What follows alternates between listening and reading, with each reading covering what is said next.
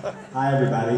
I am so glad to see you. And I was sitting 2 days ago with the Bishop of Texas at the House of Bishops meeting over in Navasota, which is somewhere close to the edge of nowhere.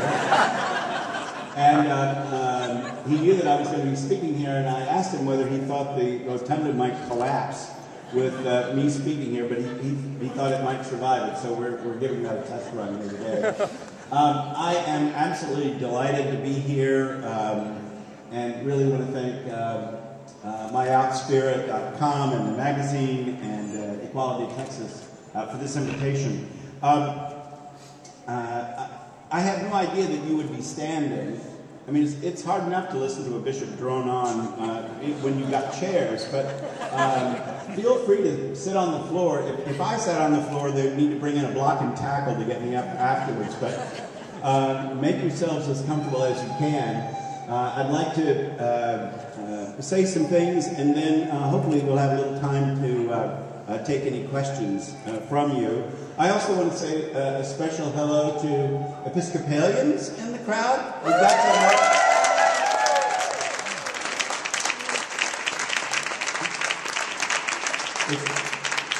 It's always a good thing to bring groupies along with you when you're speaking somewhere. I realized yesterday that I wasn't in New Hampshire anymore. As I was driving over from Navasota, I turned on the radio to find some music or something, and you have got some strange radio stations here. I listened for a while to the rant against evolution, and then I went on from there to other scintillating topics. I think those of us who come from, I hesitate to say more liberal places, but because New Hampshire is hardly liberal, and yet we passed gay marriage without threat of a lawsuit. It just seemed the right thing to do.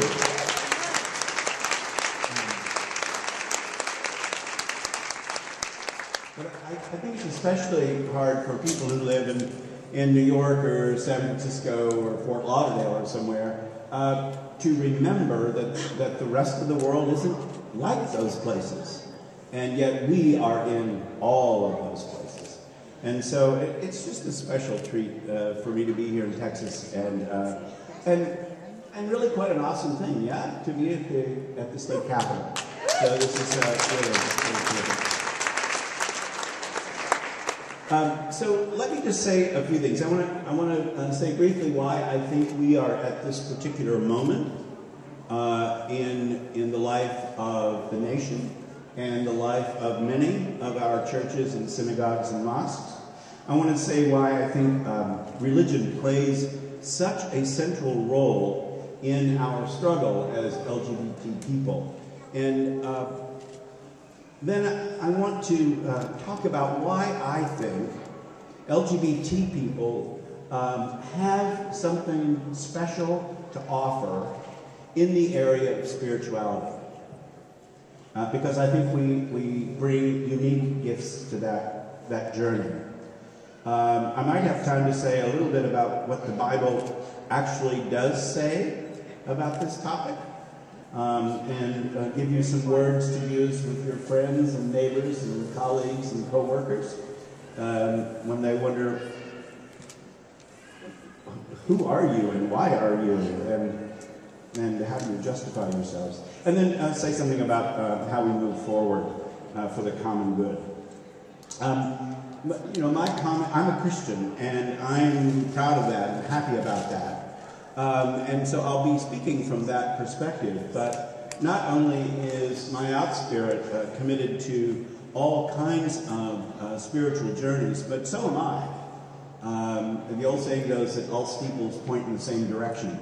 I would point out that minarets do too, and not many synagogues have those kinds of things, but the point is how arrogant it would be for anyone to think that God would bind God's self to only one kind of revelation. For me, I actually happen to believe that Jesus Christ is that perfect revelation. But I would be the last person in the world to say that God has never revealed God's self in other ways. And so, while I will be speaking from the perspective that I know and believe in best, I want you, I'll treat you like an adult. You make those transpositions in your own mind so that it fits in with your own particular faith experience.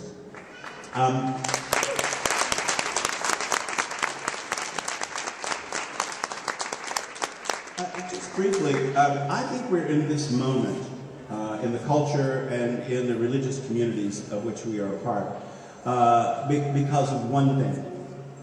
And that's because so many of us have come out. 20 or 30 years ago, most Americans would have told you they did not know anyone gay.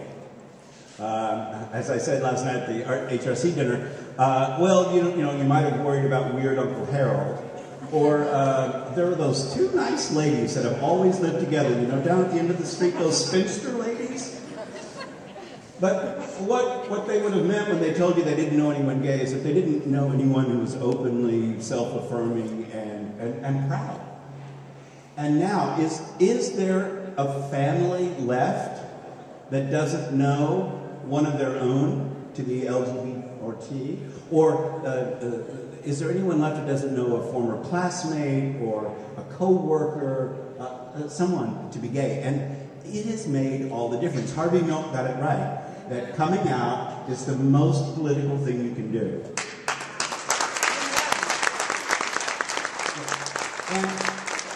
And the reason for that huge shift is that now when we discuss this issue, one or more faces come up.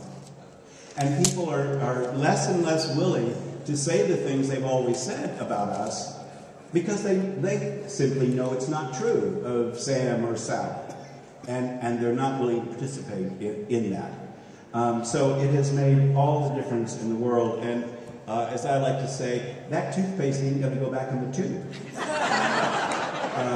We are not going to not be out and visible anymore. So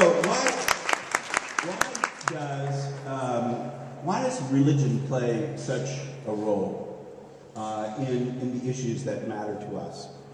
And by us, I mean LGBT people as well as those of you whom we absolutely adore as our straight allies. We cannot do this without you. I've studied other sort of liberation movements, and particularly the civil rights movement of the 60s and the women's movement of the 70s, and something qualitatively changes when members of the oppressive class, that would be white people in the civil rights movement, men in the women's movement, join the movement. And make the witness that they too are diminished by the discrimination that's going on.